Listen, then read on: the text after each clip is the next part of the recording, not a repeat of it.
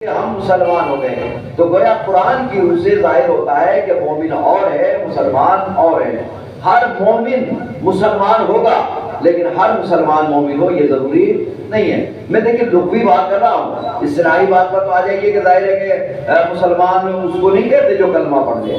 یہ تو اصطلاحی بات ہے کہ جیسے نبی نے فرمایا من قال لا الہ الا اللہ فہو مسلم, جس نے کہا لا الہ الا اللہ مسلمان ہو گیا. یہ ہے لغوی. لیکن اگر اصطلاحی جو آج معنی چلتے ہیں مسلمان کے, اس معنی کی بات کی ہو تو باہر معاملہ ہی ختم ہے کہ یعنی جس نے جو ہے وہ مسلمان ہے, جو گوشت کھا لے مسلمان ہے, جو یہ کر لے وہ مسلمان ہے. جو نہیں, مسلمان کے معنی پھر دوسری طرف چلے جائیں گے. مومن کی بات نہیں, صرف مسلمان کی بات ہے. مسلمان اس کو کہتے ہیں جس کی زبان, ہاتھ یا اعضاء جوارح سے کسی مومن کو تکلیف نہ پہنچے. یعنی جس کے کسی ہاتھ سے, زبان سے, اعضاء جوارح میں کسی بھی حصے سے کسی مسلمان بھائی کو تکلیف نہ پہنچے, اسے کہتے ہیں مسلمان. یعنی مسلمان ہونا بھی اتنا آسان نہیں ہے. مسلمان ہونا بھی اتنا آسان نہیں ہے جس کو ہم نے اتنا آسان سمجھ لیا ہے کہ بس مسلمان ہو گئے, لا الہ الا اللہ پڑھ لیا اور مسلمان. نہیں, مسلمان فقط لا الہ الا اللہ کے بعد بھی یہ شبدیں ہیں, یہ مسلمان ہے. اور مومن تو اس کے بعد ہے. اس لیے کہ اللہ نے یہ نہیں کہا کہ والعصر ان الانسان لفی خسر الا الذین اسلموا, یعنی سارے انسان خسارے میں مگر جس نے کہہ دیا لا الہ الا اللہ, بس وہ کیا ہے, وہ خسارے میں نہیں ممکن ہے وہ بھی خسارے میں ہو. اس لیے کہ پہلے مسلمان کی منزل میں نہیں آ سکتا وہ جس کے زبان سے, ہاتھ سے, اشاروں سے کسی مسلمان کو اذیت پہنچ رہی ہو, تو وہ مسلمان نہیں ہو سکتا. آپ تاریخ اٹھا کر دیکھیے, اس لیے کہ یہاں تو تاریخ مسلمان کی ہے نا کہ کون مسلمان ہے کون مسلمان نہیں ہے. فقط لا الہ الا اللہ کہنے سے مسلمان نہیں ہے. نبی کا زمانہ ہے, تاریخ مسلمان سمجھ گئے, جس کے زبان سے, ہاتھ سے یا جوارے سے کسی مسلمان کو تکلیف نہ پہنچے وہ مسلمان ہے.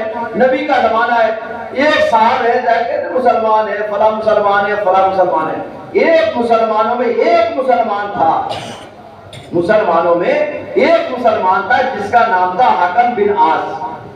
حکم بن عاص یہ تھے کون؟ یہ حضرت تھے کون؟ یہ وہ حضرت تھے کہ مہاراج نبی کی زبان میں تو شجرہ ملونہ کہا گیا. نبی کی زبان میں اس شجرے کو شجرہ ملونہ کہا گیا, مگر رشتے کے اعتبار سے یہ حضرت جو خلیفہ ثالث حضرت عثمان, ان کے یہ چچا تھے, یعنی حکم بن عاص. اب ظاہر ہے کہ مسلمانوں کی فہرست شمار کرنا نا, مسلمان کیسا ہونا چاہیے؟ مسلمان ہے جس کے ہاتھ زبان سے کسی کو تکلیف اذیت نہ پہنچے. یہ تھے اس مدینے کے اندر مسلمان. یہ نبی کے ہمیشہ چڑ کیا کرتے تھے, مذاق بنایا کرتے تھے. یعنی نبی کے پیچھے جیسے لوگ آتے ہیں نا, مسخرے ایسے ہوتے ہیں, جمع کیا لوگوں کو اور نبی کے پیچھے جا رہے ہیں اور اپنے ہاتھوں کو کبھی یوں کرنا اور یہ ٹیڑھا کرنا, مذاق بنانا, بہرحال یہ نبی کی مذاق بناتے. تو لوگ کیا کرتے تھے, اس کے جیسے تھے, حکم بن عاص جیسے خبیث تھے, وہ کیا کرتے تھے, وہ بھی ایسی ہنسا کرتے تھے, مذاق بنایا کرتے تھے. یعنی یہ ہاتھ ٹیڑھے کرتا تھا, کبھی ادھر کرتا تھا. ان نبی کی چال جب چلتے تھے نا تو انہی کے انداز میں چل کر ان کی چڑ بناتا تھا. وہ جو ساتھی اس کے تھے وہ ہنسے کرتے تھے, مذاق بنایا کرتے تھے, کہتے لگایا کرتے تھے, نبی کی مذاق اڑایا کرتے تھے. اب نبی کیا کہہ رہے ہیں کہ مسلمان کون ہے؟ جو کسی کے زبان یا ہاتھ یا جوارے سے محفوظ رہے اسے مسلمان کہتے ہیں. یہاں تو نبی تو چھوڑیے, جس نبی کا کلمہ پڑھ کے لوگ مسلمان ہوتے ہیں اس کا مذاق بنایا جا رہا ہے. پھر تاریخ اسلام بڑے فخر سے کہتی ہے کہ وہ صحابی تھے, وہ کیا مسلمان تھے؟ ارے مسلمان کے فہرست سے تو وہی خارج ہو گئے نبی کے اس کلمے کے ذریعے سے کہ جو کسی مومن کی, کسی مسلمان کو اعضاء جوارح سے تکلیف پہنچائے وہ مسلمان نہیں ہے. یہ تکلیف پہنچاتے تھے, یہ اعضاء جوارح سے اشارے کرتے تھے, ان کے جیسے مسخرے ذلیل و خبیث وہ ان کے اوپر ہنستے تھے, یعنی نبی کے اوپر تحقیری انداز سے ہنستے تھے, ان کی مذاق بناتے تھے.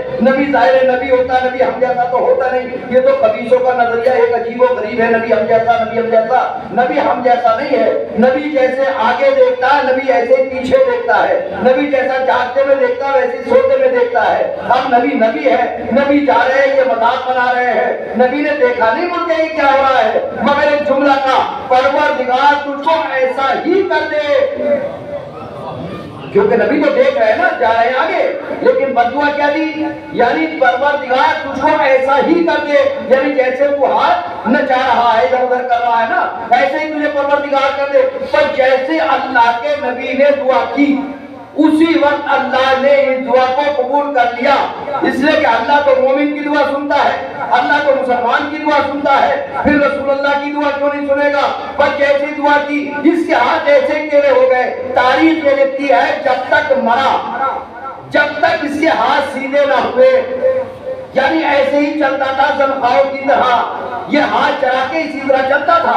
پتہ چلا کہ آج بھی سمجھ جاؤ، اگر مومن کی مذاق بناؤ گے تو حکم بن عاص کی طرح رہ جاؤ گے۔ ایمان لے کر آؤ، مومنین کی عزت کرو اور مومنین کی عزت کراؤ۔ صلوات بھیجے محمد وعلی محمد۔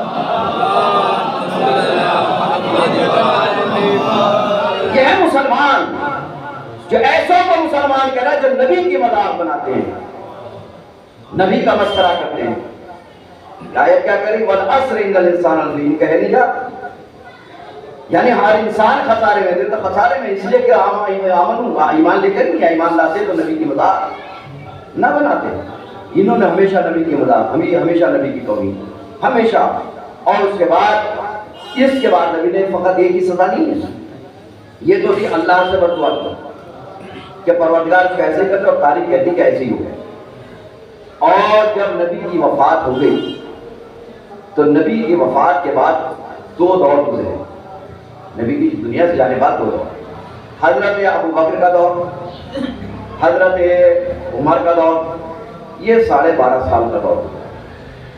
لیکن کسی کی ہمت یہ نہ ہوئی کہ اس حکم بن عاص کو مدینے بلانے کا، اس کو مدینے سے باہر کر دیا تھا، یعنی دو سزا دی، ایک بددعا دی اور دوسرے مدینے سے باہر کر دیا۔ لیکن 12.5 سال کے اقتدار میں یہ مدینے نہیں آئے۔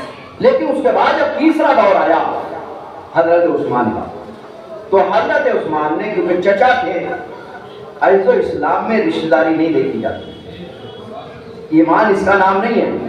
اگر ایمان کے درمیان رشتہ داری کا تعلق ہوتا تو قرآن جو ہے وہ دو فیصلے نہ لیتا، رشتے کا اگر مسئلہ ہوگا، اس لیے کہ ہمارے سامنے قرآن موجود ہے۔ ایک جگہ قرآن وہ ہے جو نبی کے چچا کی تعریف کر رہا ہے، اور ایک مقام وہ ہے جو نبی ہی کے چچا کی تذلیل کر رہا ہے۔ کیسی تعریف ہے؟ یعنی وہ تعریف اللہ کر رہا ہے کہ جہاں اللہ کسی ایسے ویسے انسانوں کے کاموں کو اپنا کام نہ کرے۔ پتھریں کس نے پھینکی؟ کنکریاں کس نے پھینکی؟ نبی نے۔ لیکن اللہ نے کہا یعنی اے نبی یہ کنکریاں تم نے نہیں پھینکی بلکہ کنکریاں ہم نے پھینکی۔ تو کس کے فعل کو اپنا رہا تھا؟ نبی کے فعل کو، یعنی کنکری نبی پھینک رہے ہیں، اللہ پھینک رہا، اللہ کون سا آتا ہے؟ لیکن کہا کہ اے نبی یہ کنکریاں تم نے نہیں پھینکی، یہ کنکریاں ہم نے پھینکی ہیں۔ اور بھی بہت سے مقام ہے جہاں اللہ نے دوسرے افعال کو اپنایا کہ کام تم نے نہیں کیا، ہم نے کیا۔ ایسے میں یعنی اس سے ظاہر ہوتا ہے کہ اللہ نے کوئی بھی دوسرے فعل کو جب اپنایا ہے جب شخصیت کو دیکھا ہے، اور جب ہم نے شخصیتوں کی تشخیص کی اور جائزہ لیا کہ کیسی کیسی شخصیتوں کے فعل کو اللہ نے اپنا فعل کہا، تو پتہ ہی چلا کہ غیر معصوم کے فعل کو اپنا فعل ہی نہیں کہا۔ اللہ نے کسی غیر معصوم کے فعل کو اپنا فعل نہیں کہا۔ اب ظاہر ہے کہ جہاں اللہ اتنی بڑی بات کر رہے ہیں، نبی تم نے یہ کنکریاں نہیں پھینکی، یہ کنکریاں ہم نے پھینکی ہے۔ اب نبی کا ایک چچا ہے جس کے لیے اللہ کہہ رہا علم یجد کا یتیمن، اے نبی تم جب یتیم تھے ہم نے پرورش کی ہے۔ اور جناب ہے نبی کی پرورش کس نے کی؟ کوئی تاریخ کا کوئی اندھے سے اندھا مسلمان، تاریخ کا اندھے سے اندھا تاریخ دا کوئی یہ بتائے کہ نبی کی پرورش کس نے کی؟ سب کی زبان پر اپنا ہو غیر ہو سب کی زبان پر ایک ہی لفظ آتا کہ نبی کی تربیت، نبی کی پرورش کرنے والے ذات گرامی کا نام ہے ابو طالب۔ یعنی نبی کی اگر تربیت کی، نبی کو پالا پوسا تو کس نے پالا؟ جناب ابو طالب نے۔ اللہ کیا کہہ رہا ہے؟ نبی علم یجد کا یتیمن، ہم نے تم کو جب یتیم پایا تو ہم نے تمہاری پرورش کی ہے۔ تو اللہ جو سب کی کرتا ہے، اگر عام بات میں آ جائے تو یتیم نے ان کی بھی کرتا ہے اور یتیموں کی بھی کرتا۔ یہاں پر کوئی خاص کام کیا ہے؟ کیا بات ہے خاص ہے؟ اور ان کی بھی پرورش کرتا، کیونکہ نبی کو اللہ نے یتیم بنایا تھا نا، یتیم تھے، اور یتیم کی تربیت اور پرورش کا اتنا بڑا اہتمام یعنی کون کر سکتا ہے؟ تو خدا کرے ایسے یتیم کا جو یتیم ہے نبی ایسا یتیم، جو یتیم عبداللہ۔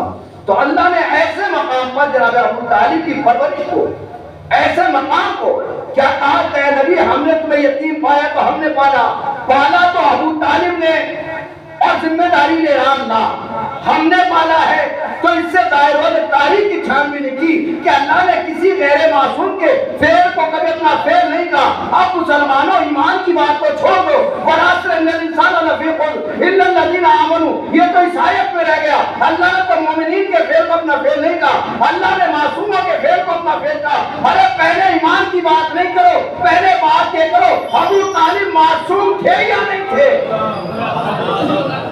تاریخ کے حوالے سے، حالات کے حالات سے پتہ چلتا ہے کہ جناب ابو طالب مومن کی بات نہیں ہے، ابو طالب معصوم ہے، معصوم شخصیت ہے۔ کیا اللہ فرمایا تو رشتہ داری کی بات نہیں ہے نا، پہلا مقام کہ جہاں اللہ نے مدد کی صلاح کی ہے۔ دوسرا کیا مسئلہ ہے؟ دیکھیں رشتہ داری کی بات میں کر رہا ہوں کہ تو حکم بن عاص کو کیوں بلایا؟ رشتہ داری کی بیس پر۔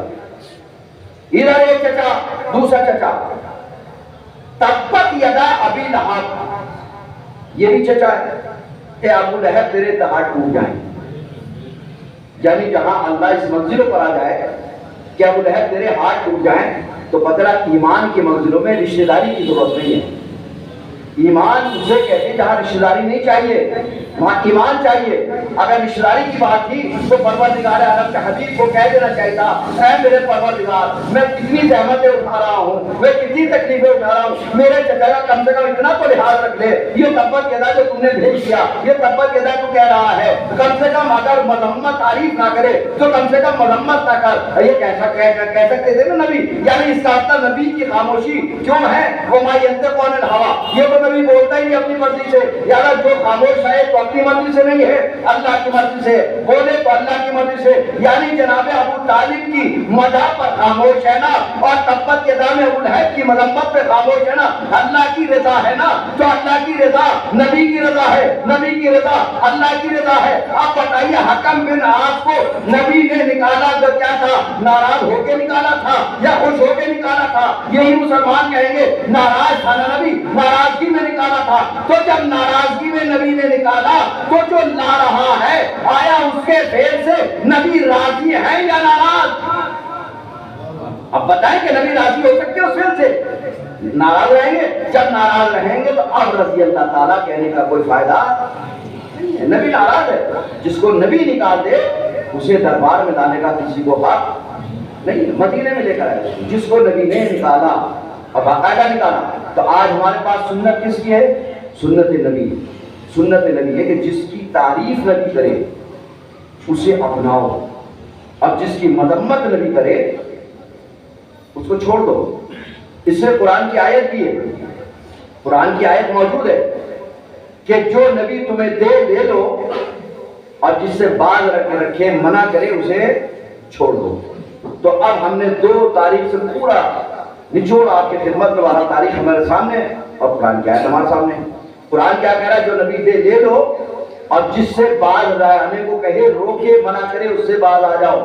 اب تاریخ اٹھا کر دیکھو، ایک تاریخ یہ کہ جہاں نبی نے مدینے سے باہر کیا، اور ایک تاریخ وہ دیکھے جس کو جو دے وہ لے لو، جس کو منع کرے اس سے باز آ جاؤ۔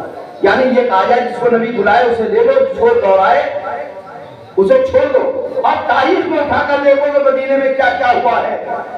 جب مدینے سے آخری سفر نبی پاک نے کیا اور حج کرنے کے بعد واپس آئے تو کیا کیا؟ نبی پاک نے غدیر خم کے میدان میں کیا کیا؟ من کنت مولا فہذا علی مولا، جس کا میں مولا ہوں اس کے علی مولا ہے۔ تو یہاں پر مولا دے دیا، اور جب آخری وقت آیا تو ایک مرتبہ کا انی تارکم فیکم الثقلین کتاب اللہ و عبرتی و اہل بیتی من تمسکتم بہما لن تضلوا بعدی لن یفترق حتی یرد علی الحوض، یعنی میں تمہارے درمیان دو چیزیں چھوڑے جا رہا ہوں، ایک قرآن ایک اطلاع، اور اس کے بعد کہا کہ اگر تم ان سے متمسک رہو گے تو کبھی گمراہ نہ ہوگے۔ اور اس کے بعد جب آخری وقت آیا تو اس کے بعد کیا کرے؟ لا مجھے قلم دوات دے دو۔ جیسے ہی قلم دوات مانگا، پڑھنے والے نے آگے بڑھ کے کہا ہمیں قلم دوات نہیں دینا، اس کو جو ہے یعنی رسول کو، اس مرد کو کیا ہجان ہو گیا۔ وہ جیسے نبی کو ہجان کہا، نبی نے کہا قومو انی، تو میری بارگاہ سے چلا جا۔ اور تاریخ میں اٹھا کر دیکھو کس کو مولا بنایا، کسے بارگاہ سے اٹھایا، اور جس کو مولا بنایا اسے لے لو، جسے بارگاہ سے اٹھایا اسے چھوڑ دو۔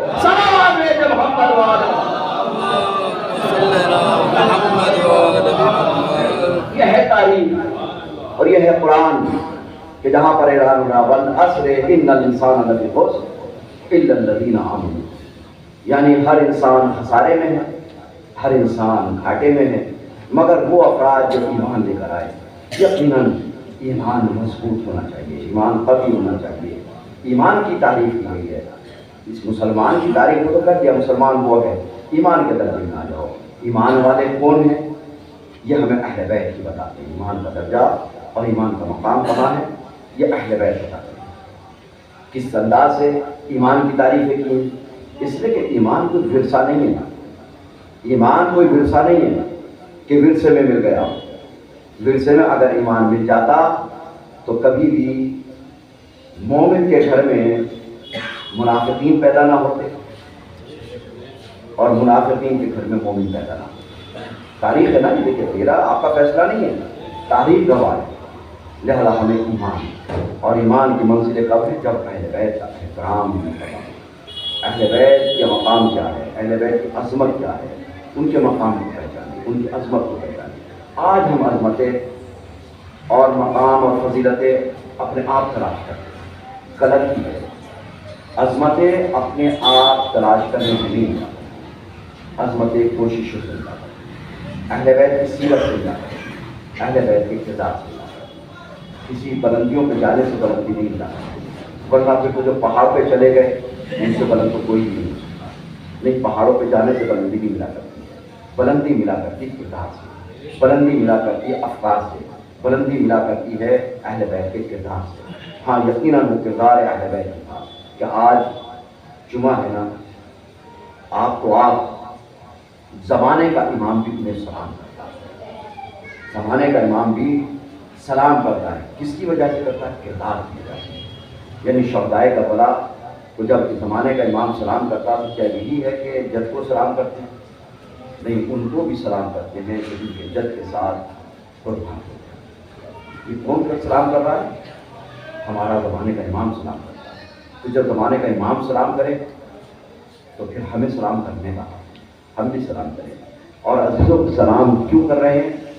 حسب و نسب کی بنیاد پر نہیں، کردار کی بنیاد پر۔ حسب و نسب کی بنیاد ہوتی تو جناب جون کو امام حسین سے یہ شکوہ نہ کرتے۔ جب امام حسین علیہ السلام سے جناب جون اجازت کے لیے لے کر آئے تھے، مولا مجھے رن کی اجازت دے دیجیے، یہ جو کردار کی منزل، ایمان کی منزل بتا رہا ہوں، ورنہ ساتھ کا مسئلہ نہیں ہے، نسب کا مسئلہ نہیں ہے، کس کا مسئلہ ہے؟ کردار کا مسئلہ ہے۔ جب جناب جون نے کہا تھا مولا مجھے اجازت دے دیجیے، تو امام نے اجازت نہیں دی۔ ایسے فلسفے تو بہت کچھ ہوتے ہیں، کیوں نہ دی جا مقاصد، لیکن ظاہری طور پر جو نظر آیا اور یہ کہ جب اجازت نہیں دی تو جناب جون نے یہ جملہ کہا تھا مولا ہاں مجھے معلوم ہے آپ مجھے اجازت نہیں دیں گے، کیوں؟ اس لیے کہ آپ کا خون نورانی خون ہے اور میں حبش کا رہنے والا ہوں نا، میرا خون بدبودار ہے، لہذا آپ اپنے نورانی خون میں بدبودار کیسے شامل کر سکتے ہیں؟ یہ ہے ایمان کی منزل جو لفظ بول رہے تھے، ایمان اس منزل پر تھے، لفظ بول رہے تھے، بس امام کوئی قانون تک یہ لفظ پہنچے، امام خبر دے کہہ رہے جون تم نے یہ کیا کہہ دیا، جون یہ کیا کہہ دیا تم نے؟ حاضر یہ ہے ایمان کی منزل، یہ ہے کردار کی بلندیاں کہ جہاں کردار ایمان اس منزل پر ہوتا تو ایمان بھی تڑپ جاتا ہے۔ جون تو نے تڑپا دیا۔ ہاں عزیز و جناب جون کے جملے تھے کہ جہاں امام اجازت نہیں دے رہے تھے، اور یہ جیسے جملہ کہا تو عزیز و تاریخ لکھتی کہ ایک صحابی آئے، ایک صحابی قربانی دی ایک صحابی نے، لیکن جناب جون کی قربانی دیکھے گا عجیب انداز ہے۔ جناب جون امام کی خدمت میں آئے ہیں اور آنے کے بعد اجازت لی ہے۔ ہاں عزیز و تاریخ کہتی کہ جناب جون قربان ہو گئے نا، اس کے بعد امام حسین کی خدمت میں جناب علی اکبر آئے ہیں، اور جناب علی اکبر جب جناب امام حسین کی خدمت میں آئے، بابا مجھے رن کی اجازت دے دیجیے، عزیز تفصیل سے نہیں پڑھ رہا میں مختصر کر رہا ہوں باتوں کو۔ امام حسین کی خدمت میں جب بیٹا جناب علی اکبر آئے نا، جناب علی اکبر آئے ہیں اور جناب علی اکبر کا بابا مجھے رن کی اجازت اجازت دیجیے، پہلے امام نے منع کیا، میرے لاش کے رنگ کی اجازت میں کیسے دے دوں؟ ہاں جو آخر میں جناب زینب کے پاس گئے، جناب زینب کے پاس بھیجا، میں نے نہیں پالا، میرے لاش جس نے پالا اس سے اجازت دے دو۔ جناب علی اکبر نے جناب زینب کی خدمت میں پہنچے، کہ اماں میں رنگ کی اجازت چاہتا ہوں۔ کہ اماں نے بھی کہا بیٹا کیا میں نے تجھے اسی دن کے لیے پالا تھا کہ آج تجھے موت کے حوالے کر دوں؟ ہاں جناب علی اکبر نے کہا بابا میرے کو بھی اماں اجازت نہ دیجیے، مگر میرا ایک سوال بتا دیجیے بھی اماں، کل اگر روزے میں دادی اماں نے سوال کر لیا اے میری زینب کیا تجھے میرا اکبر پیارا تھا یا میرا حسین، اس کو کیا جواب دے گی؟ آدھی جناب زینب نے آواز دی بیٹا خدا حافظ، میرے لال اکبر خدا حافظ۔ آدھی اس کے بعد جناب علی اکبر نے پھراتوں کو جوڑا بابا کبھی اماں سے اجازت لے کر آ گیا۔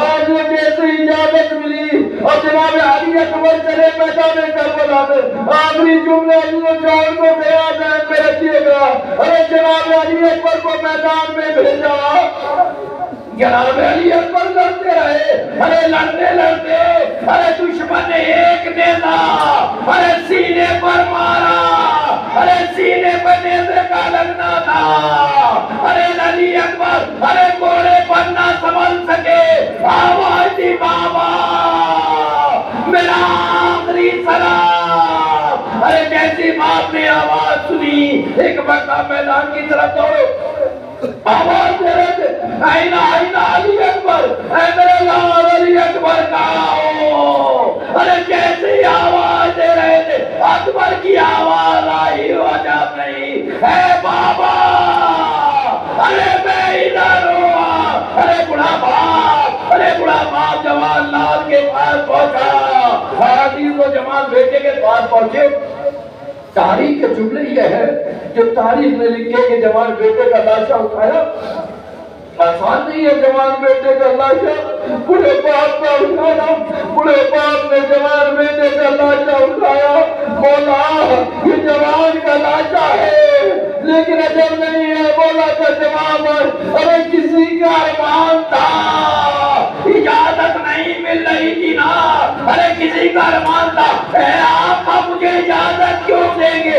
آج اب نہیں، شاید اسی وجہ سے جناب علی اکبر کے جنازے کو اٹھانے کے بعد جون کے برابر میں رکھا، ارے لاشے سے خون ٹپک رہا تھا، ادھر جون کا خون جناب علی اکبر کے خون سے ملا، آواز دی جون، ارے تم ہی تو کہہ رہے تھے ارے ہمارا نورانی خون تمہارا بدبودار خون، لو جان ارے تمہارے خون کے ساتھ میرے کریل جوان اکبر کا خون، اے میرے جان، اے میرے جان۔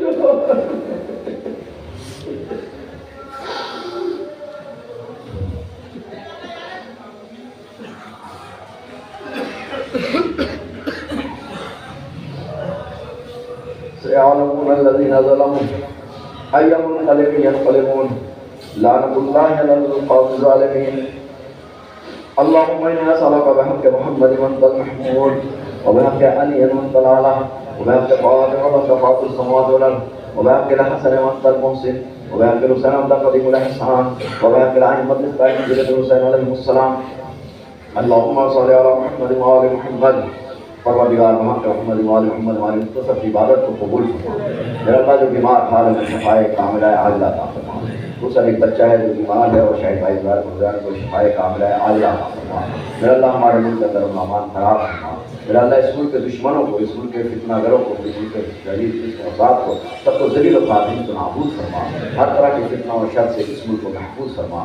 میرا اللہ نوجوان جو اس ملک کی حفاظت کے لیے اس ملک کی سرحدوں اور جان کی بازی لگا ان کی بھی حفاظت فرما۔ میرا اللہ تمام محبان اہل بیت کی حفاظت فرما، محبان اہل بیت کے دشمنوں کو ذلیل و خاطئین سے نابود فرما۔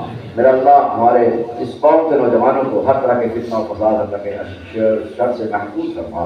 میرا اللہ جو بے روزگار ان کو روزگار عطا فرما، جو صاحبان روزگار ان کو روزگار عطا فرما۔ میرا اللہ تو جو بے اولاد ان کو اولاد صالحہ عطا فرما۔ میرا اللہ جو واسطہ اہل بیت اطہار کا جمہوریہ اسلامی ایران کی حفاظت فرما۔